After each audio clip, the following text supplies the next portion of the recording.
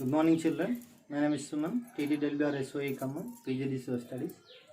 Today we are going to discuss the another topic which is related to the Indian rivers and water resources. In the last class, we discussed that the importance of the water resources which present in our Indian territory. Mostly the water resources which come from the rain, particularly in the South India. But in the northern India, the water which comes from through the another way, particularly with the help of the Himalayas. So, in the last class we discussed that mostly the rivers which is categorized in our Indian territory is two. That is a perennial rivers, another one peninsular rivers. The perennial rivers in the context of India, they are calling another name nothing but Himalayan rivers also. But whatever the major rivers which is present in the northern India, particularly Himalayan rivers, they are categorized into three broad one.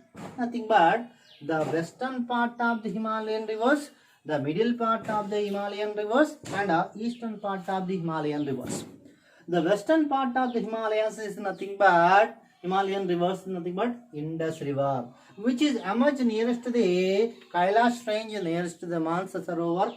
It is move to the west side and enter into the Jammu Kashmir, later into the Pakistan country and drains into Arabian Sea. The major tributaries also which are present in the Indus River, that is nothing but five major ones. That's why they are calling the Punjab region. Jhelum, Chenab, Beas, Ravi and Satluj. These are five major other rivers also, particularly tributaries which are present in the part of the Indus River and join together with the Indus River and drains into Arabian Sea. In the central part of the Himalayan rivers, that is called Ganga. This is also emerged through the Himalayan ranges, particularly the glaciers of the Himalayas. The Bhagirathi and Alakananda. These are major two streams which is going to formation of the Ganga river. And it is a majorly joined in the place of the Devaprayaga, nearest the Uttarakhand. But these major two streams which is started in the major glaciers, Gangotri glacier and Satopanath glacier, nearest to that place. So after the formation of the Ganga, number of other tributaries also joined together from the Himalayas, as well as some of the other major tributaries also joined together with Ganga from the central islands also.